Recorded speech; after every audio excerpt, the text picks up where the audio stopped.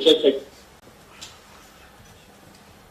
ձեզ հարգելի հետևորդներ, Ամենօրյա լրատվական գործակալության մամուլի կենտրոնում այսօր հյուրընկալել ենք Արցախի արտաքին գործերի նախարարի պաշտոնակատար Դավիթ Բաբայանին, Մարդու իրավունքների պաշտպան Գեղամ Ստեփանյանին, պետնախարարի խորհրդական Արտակ Բեգլարյանին եւ Հայաստանի Հանրապետությունում Արցախի մշտական ներկայացուցիչ Սերգեյ Ղազարյանին։ Մեր հյուրերից պարոն Բաբայանը Ֆրանսիայում էր եւ նոր է վերադարձել եւ չի հասել դեռևս վերադառնալ Արցախ։ Իսկ մեր մնացած բանախոսները Հայաստանում էին ընդդեմ ցեղասպանության հանցագործության 4-րդ գլոբալ ֆորումին մասնակցելու նպատակով։ Սակայն չեն կարողացել վերադառնալ Արցախ, քանի որ գիտենք, որ արդեն շուրջ 24 ժամ է փակել են Արցախն աշխարհին կապող միակ ճանապարհը։ Խոսքը փոխանցենք մեր բանախոսներին, որոնք կներկայացնեն մանրամասներ ստեղծված իրավիճակից, այնուհետև հարցերով կամ փոխանցում։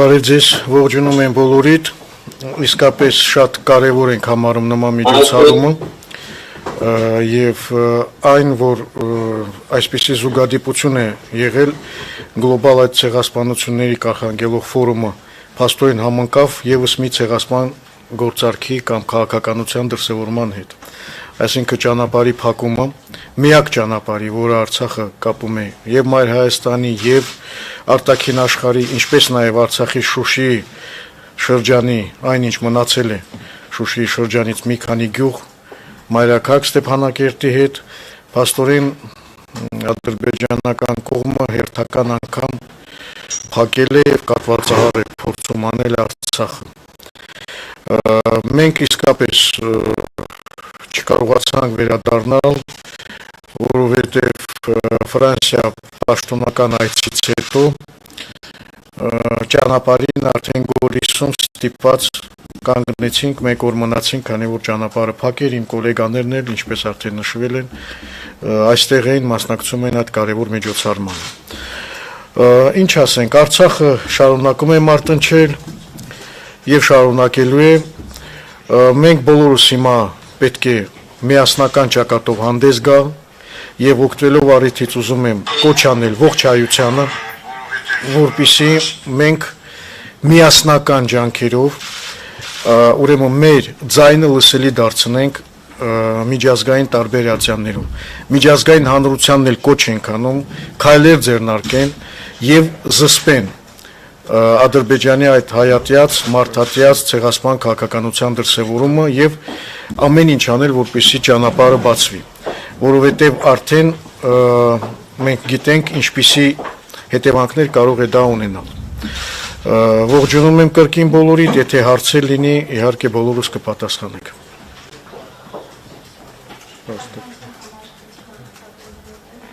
Հա, այ կներեք։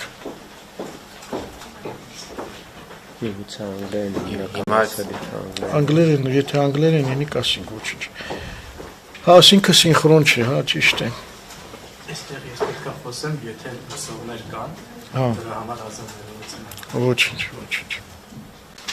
Հիմա կարող ենք շարունակել։ Արդեն դադար։ Շատ լավ։ Ուրեմն ուզում եմ եւս մեկ անգամ եւ միջազգային դերակատարների, միջազգային իրավապաշտպան եւ միջկառավարական կազմակերպությունների ուշադրությունը հրավիրել շատ կարևոր հանգամանքի վրա, որ փաստացի այս պահի դրությամբ Արցախում 120,000 մարդ գտնվում է շրջափակման մեջ։ I want to draw the attention of the international community on the fact that about 120,000 people are now blocked in Artsakh. Այստեղ պետք է հատուկ ընդգծենք նաև այն հանգամանքը, որ Արցախը նաև օդային հաղորդակցություն չունի որևէ աշխարհի հետ, աշխարհի որևէ կետի հետ։ We have to highlight the fact that there is no air communication for Artsakh with any country of the world. Միջազգային իրավունքը հստակ ամրագրում է մարդու իրավունքների մասին, միջազգային իրավունքը ամրագրում է, որ որևէ վարքյան չպետք է խաթարվի կենսապահովման համար անհրաժեշտ պայմանները, իսկ մենք տեսնում ենք, որ արդեն 24 ժամ շարունակ խաթարված է Արցախում ապրող մարդու ամենատարրական իրավունքը։ The international humanitarian law says that no second should be vital conditions for life be stopped, and we can see that for 24 hours these conditions, vital conditions, have been hindered in Artsakh. Եվ դա իրականացնում է Ադրբեջանի իշխանությունների կողմից եւ անձամբ Ադրբեջանի նախագահի ուղղորդմամբ եւ նրա հրահանգներով, որովհետեւ այն թեզերը, որ շրջանառվում են իբր բնապահպանական հարցեր եւ այլը, դրանք ամբողջությամբ կեղծ են եւ կան տեղեկատվություն, որ այդ ճանապարհը փակողները հիմնականում ադրբեջանական իշխանությունների կողմից ուղղորդվողներն են, այդ թվում նաեւ հատուկ ծառայությունների ներկայացուցիչներ։ And this is done by the Azerbaijani authorities, by the Azerbaijani president's instructions, and the environmental pretext is completely fake.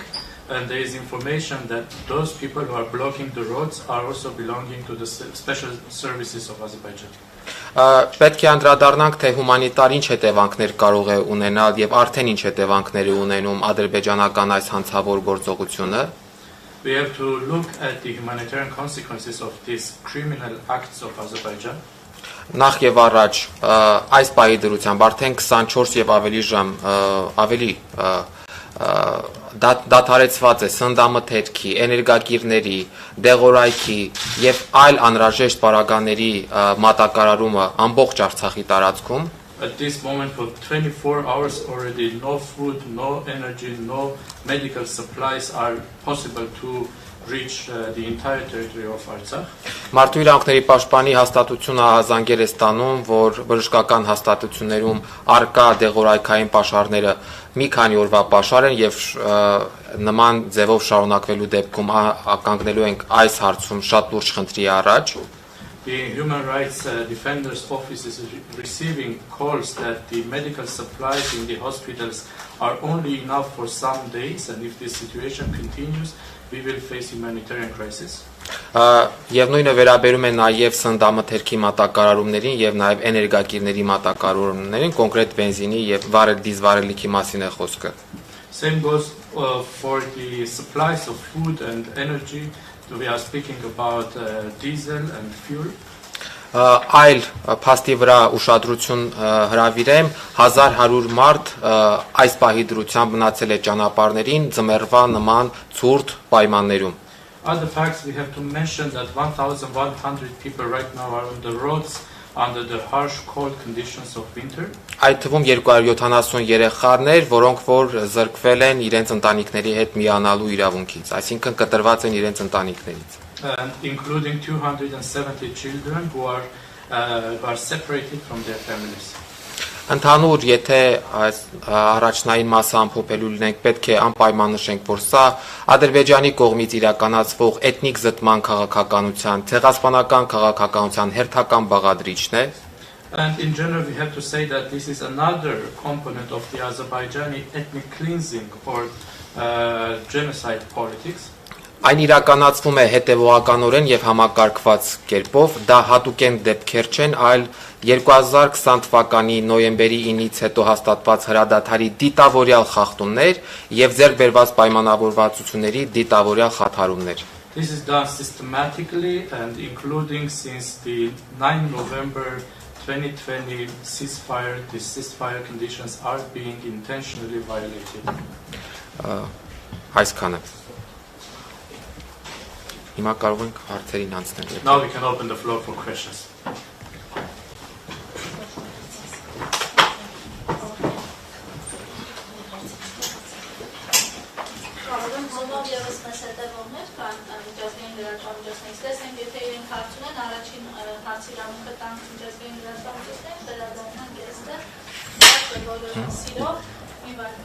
If any of our international colleagues on Zoom would have any questions, we would first give the questions to the international media that is following us on Zoom, please.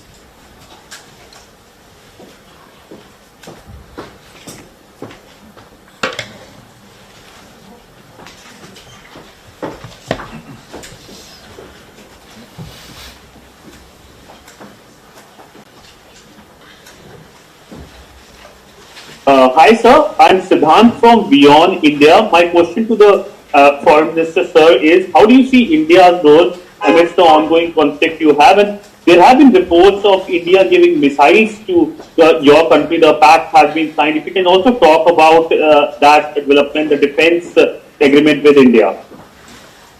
Երկու խոսքով թարգմանեմ, ինչքան ով լսելի էր, ես ներկայացնում եմ Beyond India լրատվականը եւ հարցը վերաբերում է նրան, թե ինչպես կարող է Հնդկաստանի հետ համաձայնությունները ազդել իրավիճակի հանդեպ երկրի վրա։ Գիտեք, Հնդկաստանի հետ հարաբերությունները ճիշտ կլինի իհարկե ուղղվի Հայաստանի Հանրապետության արտաքին գործերի նախարարին, բայց ես կարծում եմ, որ նաեւ Հնդկաստանի հետ հարաբերությունների զարգացումը տարբեր ոլորտներում կարող է միայն դրական ազդեցություն ունենալ թե մեզ, թե Հնդկաստանի վրա։ When it comes to the relations with India, the question should be directed to the Ministry of Foreign Affairs of Armenia. But when it comes to relations with India, in general, developing relations in India, this can be, of course, important for us. Եվ մեկ փոքր մարդկային պատմություն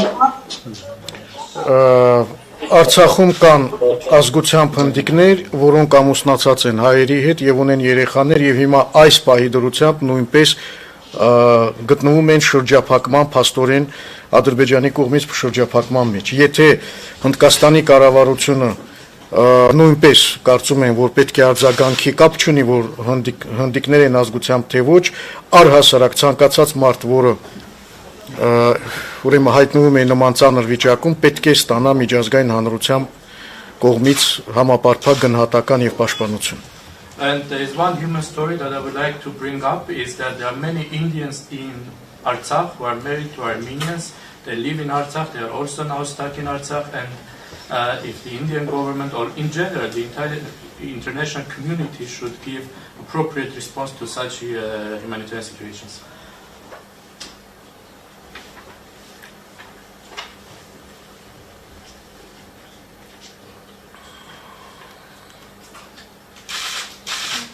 Okay, it seems like I'm the next one to be up. My name is Rasmus Kahnbäck. I'm a Swedish journalist. Yes, so I was,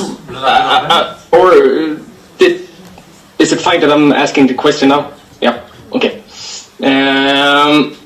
So I want to ask you about the EU observation mission in Armenia, which is there until the 19th of December. And yesterday, Joseph Borrell, he said that it will not be extended. What kind of impact does can EU make at the situation right now? How can you? What kind of communications do you have with the EU at the moment?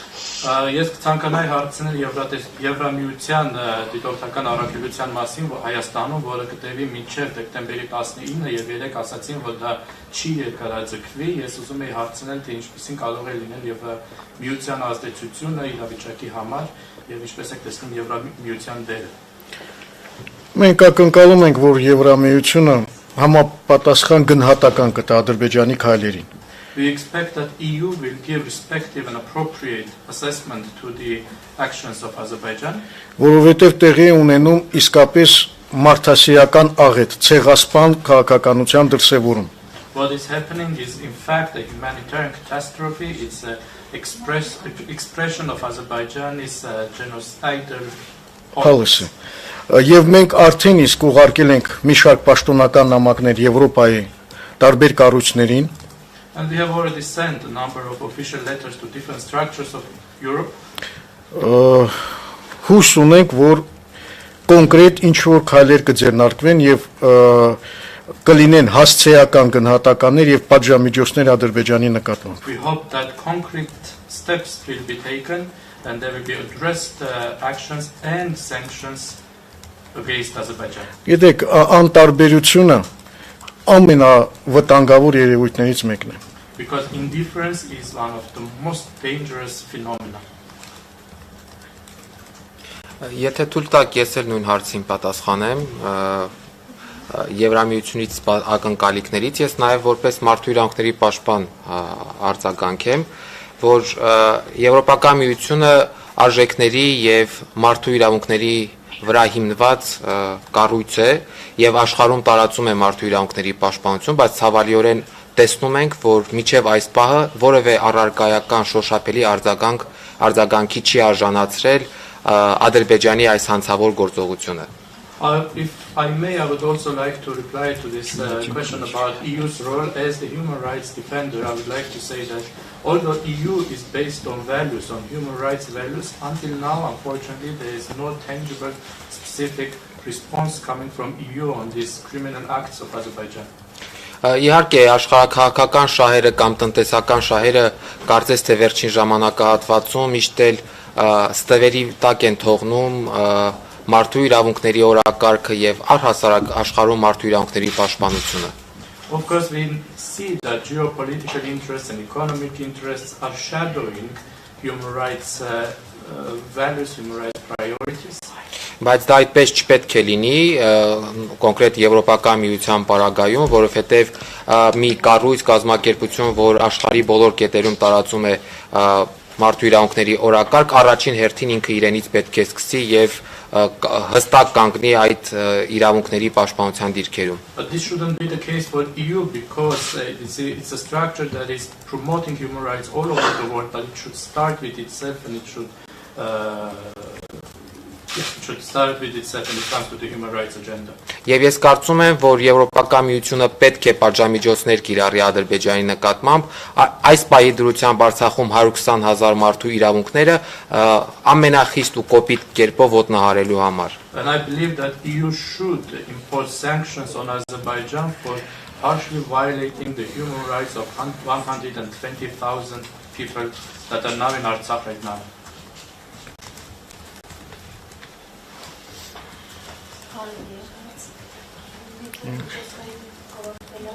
If there are no more questions from our international colleagues, we can pass the floor to the Armenian media. Hello. Yes. Hello. Yes. I don't know if you see me. Yeah. Okay. So I'm Paul Véronique, a French journalist for L'Express. I have two questions. So the first one is, do you fear that this blockade of the Lachin corridor will lead to a blockade of will lead to a total blockade of the Astract by Azerbaijan? And second question, do you fear that this is a prelude to further large-scale actions by Azerbaijan? Ես ունեմ երկու հարց, Ֆրանսիայից է հարցը ուղղվում. Դուք կարծում եք, որ Լաչինի արգելափակումը կարող է վերածվել ամբողջ Արցախի բլոկադայի եւ դուք կարծում եք կամ մտավախություն, որ սա կարող է ավելի լայնածավալ գործողությունների սկիզբ լինել? Արդեն իսկ ավելի քան 1 օր է Արցախը լրիվությամբ, այո, 29 ժամ լրիվ գտնվում է շրջափակման մեջ. Արդեն իսկ սկսվել է այդ տոտալ շրջափակումը, սա փաստ է. It's a fact that it is already a total blockade of Artsakh for 24 hours. 29 already. Փաստորեն դա սկսվել է. So it has already started. Ինչ վերաբերում է կլինի դա նախաբան ավելի այսպես լայնածավալ գործողությունների համար.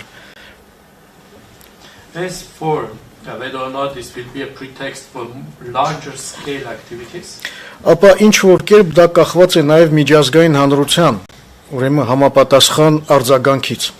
In some ways it also depends on the reaction, on the response of the international community.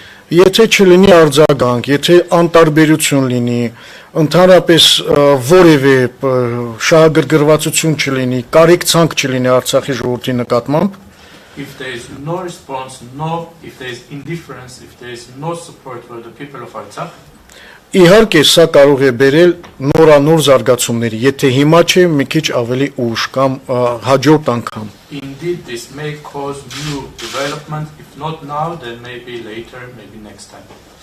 Չէ որ կա մի այսպիսի շատ լավ ասացվածք, որը հավերժական է. Անպատժելիությունը խթանում է ագրեսիան.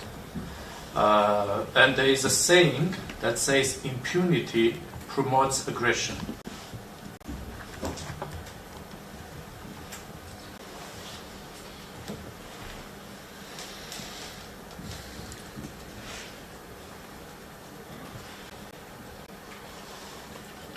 Խնդրեմ երեխեք, մերոնց there are no more questions, we'll move to the Armenian media.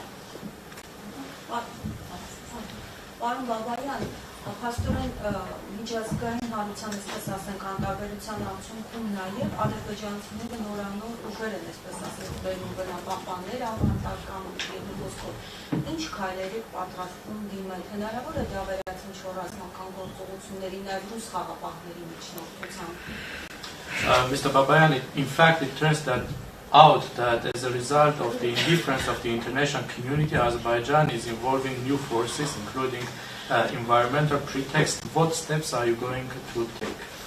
Սա փաստորեն այդ նախորդ հարցի շարունակությունն է։ This continues the previous question.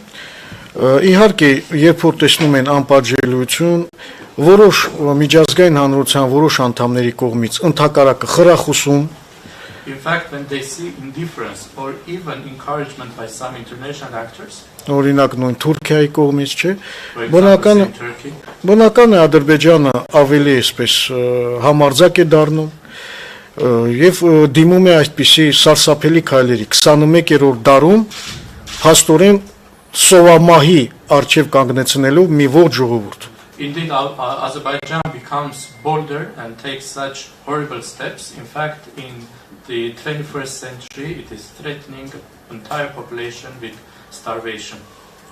Հետևաբար կախված է ինչ որտեղ նաև միջազգային հանրության համապատասխան այսպես արձագանքից եւ եթե լինի շատ կոշտ արձագանք աշխարհով մեկ կարծում եմ դա իր ազդեցությունը կունենա չեմ ասում որ 100% միայն դա կազդի բայց կունենա որոշակի ազդեցություն So it also depends on the reaction of the international community. If there's strong reaction, then maybe not 100%, but there will still be its influence, its results.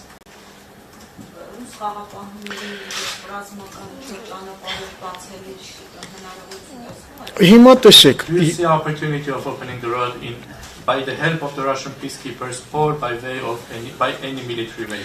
Դուք քաջատեղյակ եք որ մենք մի շարք կարևոր այսպես պատգամներ ենք ուղարկել միջազգային հանրությանը կապված խաղապահ առաքելության հետ եւ նրանց գործունեությանը You are well aware that we have sent important messages to the international community about the activities of the peacekeeper mission.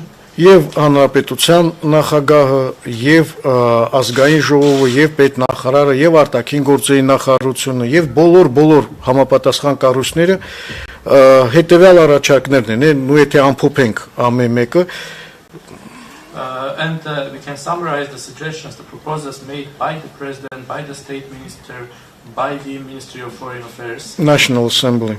And the National Assembly. Ուրեմն մենք առաջարկել ենք, որ անհրաժեշտ է նախ եւ առաջ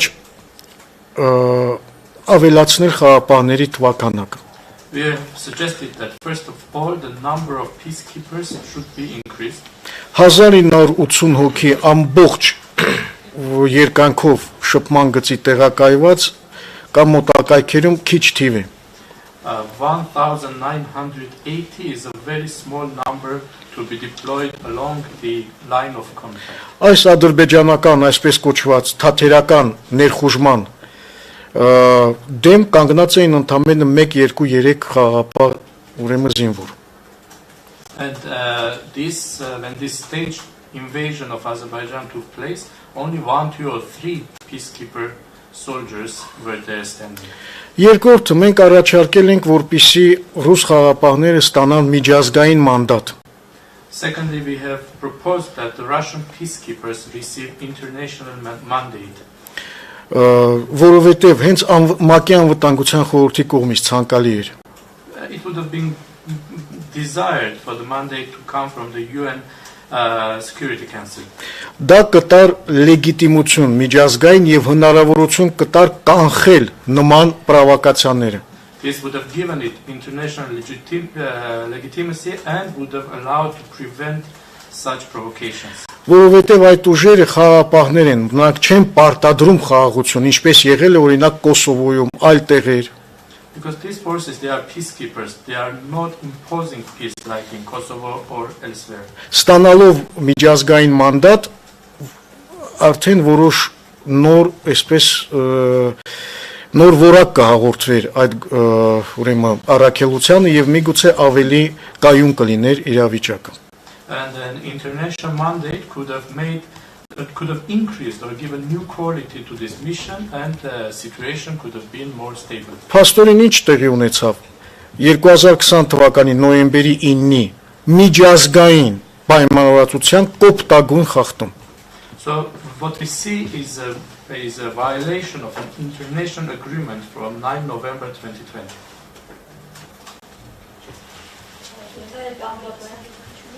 Հա, խնդրեմ գոլեգան։ Այս բանում Արցախի իշխանության եւ Ադրբեջանի միջեւ բանակցություններ ընթանում են իրենց ճանապարհը բացառությամբ տեսանյութերեն ներգրաված։ Հետո մյուս հարցերը։ Right now, are there negotiations about opening the roads, and who are involved in the negotiations by the Artsakh authorities? Գիտեք, Արցախի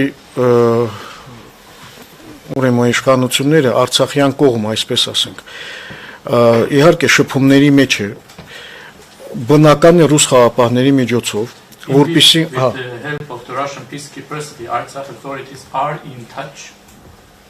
Այլ տարբերակ չկա։ Եվ բնական է բոլոր համապատասխան կառույցները այնտեղ են եւ ներկայացուցիչները անուններ չտանք, որոնք զբաղվում են բոլորը երկրի ղեկավարից սկսած միջև համապատասխան տարբեր կառույցների ներկայացուցիչներ զբաղվում են հարցի հանգուցալուծմամբ, ամեն մեկը իր ճակատում։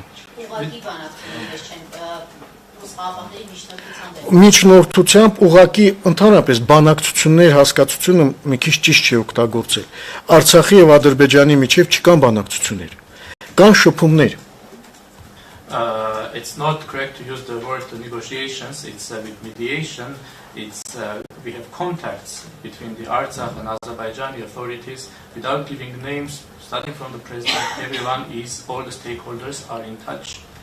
Որովհետև տեսեք, ասենք, այս սա չենք վերցնում, այս կոնկրետ դեպքը չենք վերցնում, ասենք ինչ որ միտեղ մի մարդ է մոլորվել եւ հայտնվել իրենց օկուպացված տարածքում։ Not only this case, let's say that somewhere a person is getting lost and somehow appears in their occupied territories.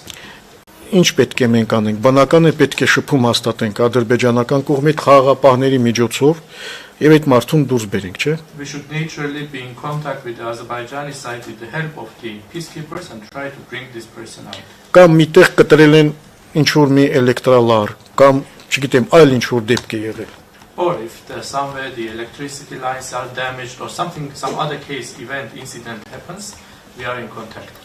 Սա է իրականությունը։ Քանի որ դեպուս միջնորդավորված այժմ շփումների մեջ է ադրբեջանական կողմի հետ նրանք նույն պահանջն են բարձրացնում պահանջները, թե պահանջներ են ներկայացնում նորից այդ բնապահպանական պահանջներն են։ In your contacts with the Azerbaijani side, although with mediation, are they raising the same environmental concerns or they have different concerns? Ես կարծում եմ ակնհայտ է, որ ոչ մի այսպես բնապահպանական խնդիր չկա։ I think it's obvious that there is no environmental issue. Մի հատ տեսեք այդ մարդկանց, ովքեր են այդ մարդիկ։ Բանակի մարդիկ, ովքեր ծառայում են Ադրբեջանի բանակում, հատուկ ծառայություններում եւ այլը, բեմականացված մի ձև է, վաղը կուղարկեն, չգիտեմ, հեծանավորների, մյուս օր արտիստների։ And when we see who are these people there, it's people who are serving in the Azerbaijani army, in the Azerbaijani special services.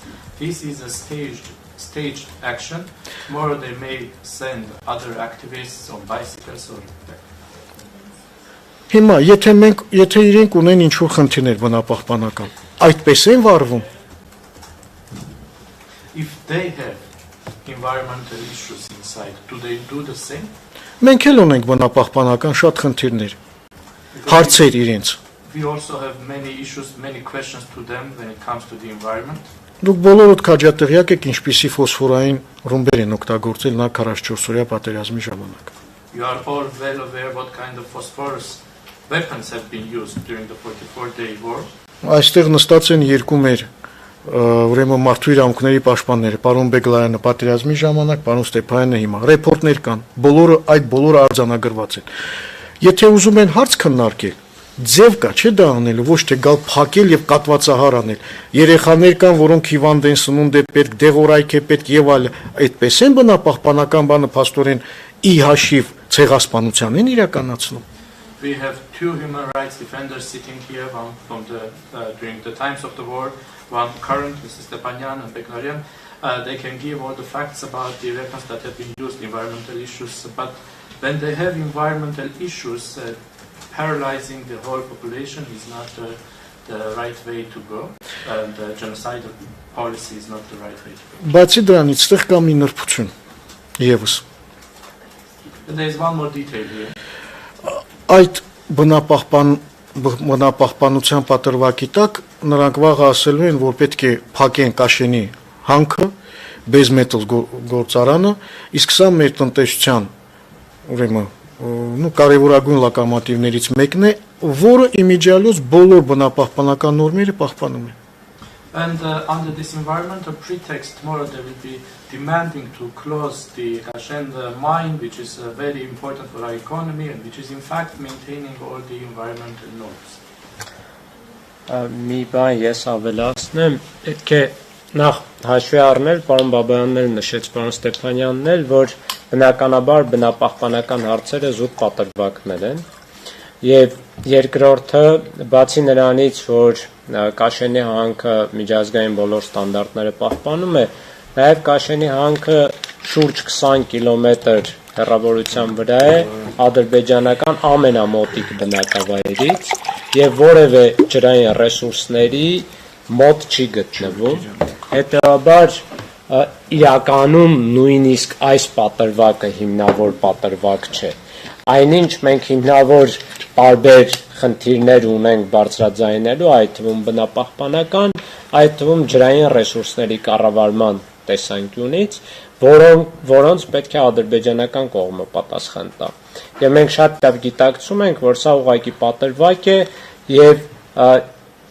ցանկացած պահի այլ պատրվակներ էլ կարող են հայտնվել եւ կիրառվել ադրբեջանական իշխանությունների կողմից։ Եվս մի հանգամանք, որը մեզ համար շատ կարեւոր է, որ ներողություն։ One more thing I should also say that we all understand that naturally the environmental issue is just a pretext. The Kashen mine is actually following all the international standards. It is in fact 20 kilometers away from the closest Azerbaijani settlement. There are no water resources near it.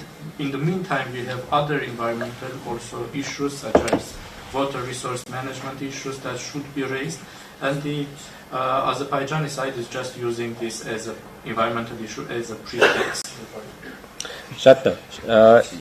Հաջորդ հանգամանքը, որը պետք է հաշվի առնել, որ Ադրբեջանը ոչ միայն միջազգային մարդասիրական իրավունքի եւ մարդու իրավունքների միջազգային իրավունքի կոպիտ խախտումներ է թույլ տալիս, այլ նաեւ նոյեմբերի 9-ի եռակողմ հայտարարության, որտեղ հստակորեն իր պարտավորություններն են նշված այս ճանապարհի անձեռամխելիության եւ անվտանգության երաշխավորման առումով։ And next, I have to say that Azerbaijan is not only violating the international humanitarian law and the international human rights law, but it is also violating the November 9th trilateral agreement, where it is clearly saying that this road should be, the immunity of this road and the security and safety of this road.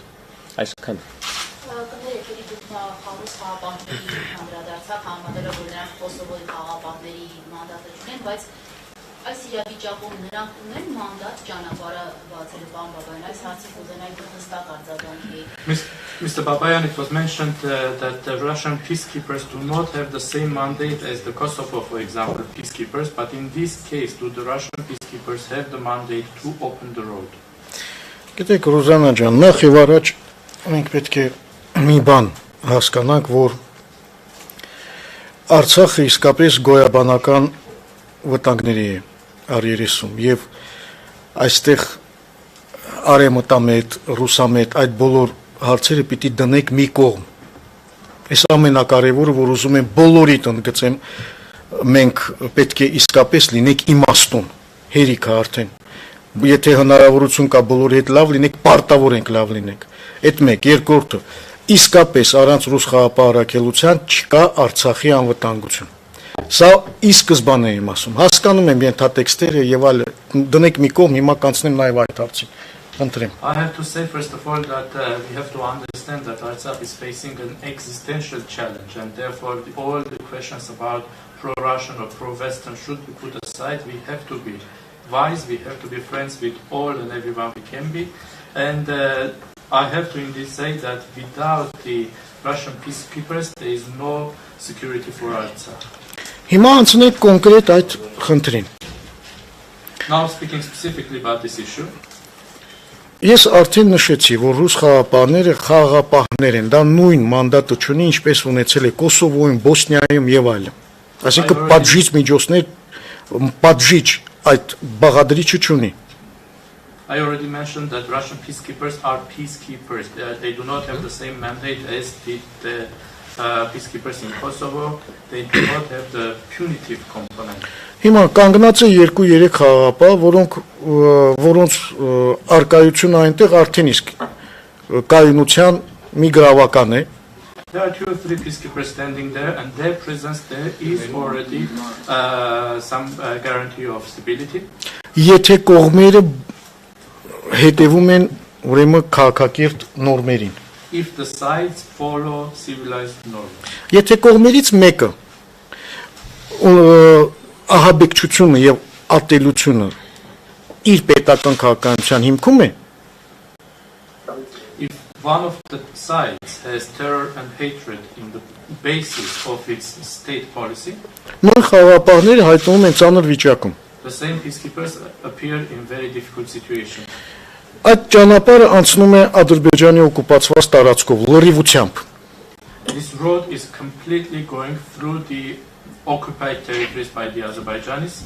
Կան ռուս խաղաղապահներ մի քանի հոգի։ And there are a few Russian peacekeepers. Հիմա գալիս է մի ամբողջ կանանցով, երեխաներով, չգիտեմ, զարդարված եւ ներխուժում են այդ տարածքը։ Then a crowd comes, women, children, like diverse crowd comes and invades this territory. Հիմա դուք եք խաղաղապահների տեղը ինչ եք անելու։ What would you have done if you were in the place of the peacekeepers?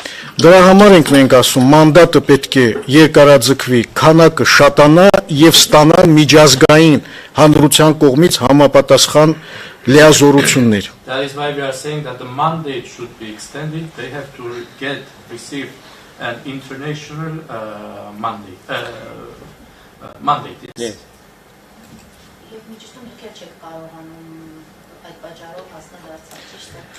I should clarify, you also are unable to reach Artsakh for the same reason. Ուրեմն ես գիտեք, որ իրենց ցուցակներում են որպես միջազգային ահաբեկիչ։ You know that I'm in their lists as an international terrorist. Չնայած ինչ ահաբեկչություն եմ արել, սա մի կողմ տնենք։ Although I have Համար երկրորդն եմ նախագահից հետո։ Հիմա, եթե ես հայտնվեմ այնտեղ, ինչ է լինելու։ Now if I appear there, what will happen to me? Իմ մասին չի խոսքը։ Վաղը այնտեղից մի հատ երեխա վերցրին, գողացան հասարակ մի մարդու, հասարակ քաղաքացու, ինչպես որ անում էին տասնյակ կամ հարյուրավոր անգամ։ And not only myself, what will happen if tomorrow they kidnap, they steal a child, a normal citizen from there? Քանի հատ մենք ունենք ռազմագերի, որոնք չեն վերադարձվել։ We have so many prisoners of war who have not returned. Իսկ քանի պատանդ ունենք, որոնց թիվը անգամ չգիտենք եւ Ադրբեջանը ընդհանրապես այդ կատեգորիայի մասին չի խոսում եւ ասում է չունենք պատանդ, բայց մենք գիտենք, որ կան որոշ տվյալներ, որը կարող է հիմք լինի, որ ունենք նաեւ պատանդներ, չգիտենք ողջ են, ողջ չեն։ We have so many hostages, we don't know their number. Azerbaijan is not even speaking about this category. They say there is no hostages, but we know that we have information that there can be hostages, and we do not even know whether or not they are alive or not.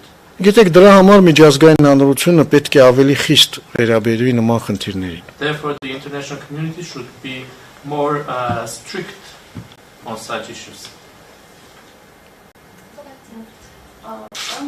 Այսինքն ձեր խոսքից ստացվում է, որ ռուս խաղաղապահները, թե ադրբեջանական կողմը դիմում է այսպիսի գործողությունների մանդատ չունեն ուժի գործադրման հարցերը կարգավորելու եւ օրինակ հիմա հենց մի ուժի գործադրման պետության So, if I understand right, you are saying that the Russian peacekeepers there do not have the mandate to exercise force to open the road.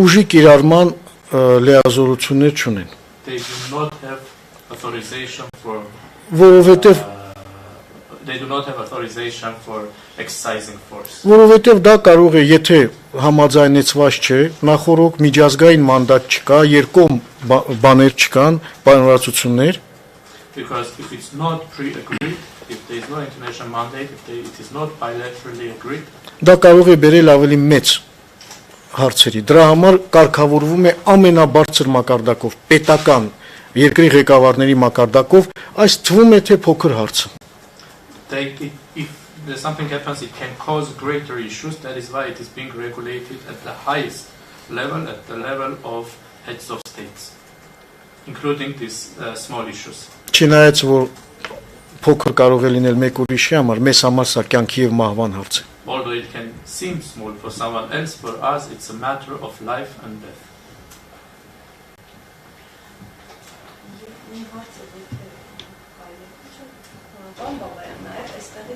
Առաջին միջադեպը գրանցվեց ճանապարհը փակելու, օրինակ Հայաստանից հայտարարվում է, որ Հայաստանի իշխանության ներկայացուցիչներից հայտարարվում է, որ անարգել անխոչնդոտ մուտքը ադրբեջանցիների Արցախի տարածք փոխհամաձայնեցված գործողություններ եղել։ Դուք տեղյակ եք եղել օրինակ Արցախի իշխանությունը տեղյակ է եղել ինչ կերպով իրենք մտել օրինակ Իվանյան համայնքում խաբերչին վերքերը որակցանքերը ինչպես են իրենք մտել եւ ինչ փոխհամաձայնության մասին է խոսքը դուք ինչ ինֆորմացիա ունեք։ When this incident happened from the Armenian side, there was information that this happened in a mutually agreed way, and when they entered Ivanyan community, do you have any information how it happened and what kind of mutually agreed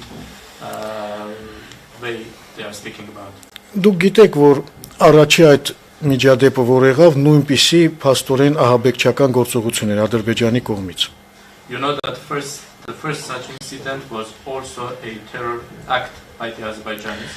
Եվ որպիսի իրավիճակը հանգուցալուծվի, եկել են որոշ պայմանավորվածությունների, որ տեղում տեսեք, որ ամեն ինչ նորմալ է։ Դրա համար ուրիշ ոչ մի այլ խնդիր չկա, բայց չէ որ կարելի է դա անել առանց նման ահաբեկչության։ And to settle the matter, it was agreed that they can come on the spot, see that there is no issues, but this could have been done without terrorism. Եթե ուզում են հարց ունեն, խնդրեմ, մենք էլ ունենք հարցեր։ Դրա համար կա քաղաքակիրթ ձև։ Մենք երբեք չենք խուսափել որևէ երկխոսությունից, բանակցությունից։ Իհարկե դա չի նշանակում, որ մենք ենթակա ենք Ադրբեջանի կամ խոսելու ենք այդ ենթակայության մասին, չէ, ընթացիկ հարցեր կա, որը անհնարին է պարզապես խուսափել քննարկումներից։ And if there are questions, we also have questions. They can be discussed in civilized ways.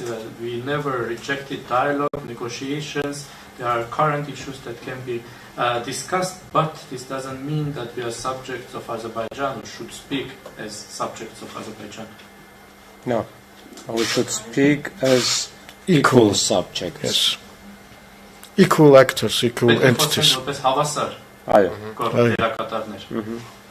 Պարոն Բաբայան, իսկ չեք կարծում, որ Ադրբեջանը շրջափակման մեջ պահելով Արցախը փորձում է զիջումներ կողմել Հայաստանից։ Mr. Babayan, don't you think by blockading Artsakh, Azerbaijan might be trying to get consensus from compromises from Armenia? Գիտեք ոնց է, չի բացառվում, բայց այս նման ձևը փաստորեն միջազգային իրավունքի կոպտագույն խախտում է։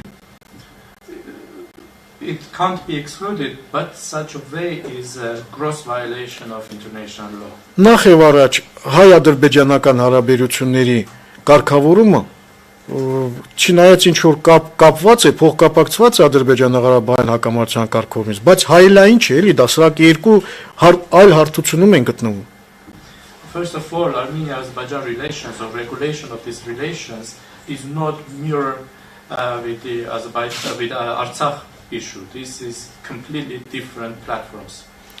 Հետևաբար այսպիսի ճնշումներով կորզել ինչ որ այլ բաներ, դա ինքնին միջազգային իրավունքի խախտում է։ Therefore, to get something by such pressures is already violation of the international law.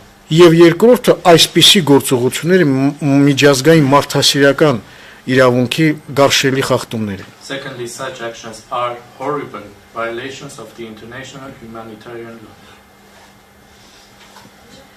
Պարոն Ստեփանյան, դուք նշեցիք, որ Արցախը իմ Հայաստանի հաշտային կապ չունի, բայց մենք Արցախում ունենք օդանավակայան եւ ինչ է կապում, արդյոք հնարավոր կլինի խիստ անհրաժեշտության դեպքում, որ խաղապահների միջնորդությամբ օդային կապ հաստատել Հայաստանի հետ։ Mr. Stepanyan, you said that Artsakh does not have air communication with Armenia, but we have an airport in Artsakh, and if necessary, would it be possible with the help of the Russian peacekeepers to ensure air communication? Ես հարցին այս տեսանկյունից կմոտենայի, ոչ թե հնարավոր կլինի, այլ պարտադիր պետք է լինի։ I will say not only it should be possible, but it should be mandatory. Որովհետև ամենավատ սցենարում տեսնում ենք, որ այսինքն ամբողջական բլոկադան Արցախի ժողովրդի նշանակելու է, որ արդեն իսկ նշել ենք, թե ինչ հետևանքների է հանգեցնելու, եւ եթե հնարավոր չէ ցամաքային կապը ապահովել, որը որ եւս պարտադիր է, ժամանակավոր լուծումներ նաև օդային ճանապարհը օգտագործելու պարտադիր պետք է կիրառվեն։ Because in the worst case scenario, which is total blockade of Artsakh, we already mentioned what could be the consequences, and if it is not possible to have land communication, which is mandatory, but if it is not for the time being possible, temporarily it should be possible to use air communication. Հատկապես հենց հումանիտար նշանակության հարցերի դեպքում առողջապահություն, բժշկական օգնություն եւ այլ, բայց especially for humanitarian matters, be it healthcare and medical aid. Բայց պետք է նշենք, որ Ադրբեջանը նաև այս հարցի վերաբերյալ է խոչընդոտներ հարուցում, սպառնալով, որ կվերացնի Ստեփանակերտից թռչող ցանկացած օբյեկտ։ But Azerbaijan is also creating obstacles for this as well, threatening that any object flying out of Stepanakert will be destroyed. Այսինքն տեսնում ենք, որ բոլոր այն ճանապարհները, որոնք որ կարող են եւ պետք է Արցախը կապեն արտաքին աշխարհի հետ, ոչ միայն Հայաստանի Հանրապետության, այլ առհասարակ աշխարհի հետ, Ադրբեջանը ուղղակի խաթարում է, այսինքն ստեղծում է ամբողջական իզոլացիա։ So we see that all the roads that could provide any communication for Artsakh, not only with Armenia but also with the whole world, Azerbaijan is creating obstacles for them. Եվ իհարկե վերադառնալով ձեր հարցին պիտի ասենք, որ եթե նման իրավիճակներ լինեն, որ խիստ անհրաժեշտություն կա, առհասարակ անհրաժեշտություն կա, պարտադիր կերպով պետք է նաև Արցախի իշխանությունների միջամտությամբ այդ հարցը լուծում ստանա։ So coming back to your question, if there is such a situation for such a need to happen, with the intervention of the Artsakh authorities, this matter should be settled.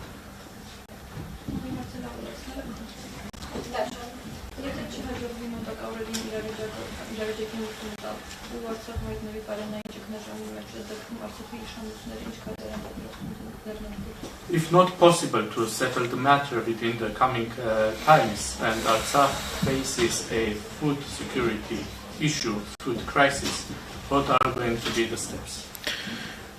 Կտեսնենք իհարկե սա կլինի ֆորս մաժորային իրավիճակ,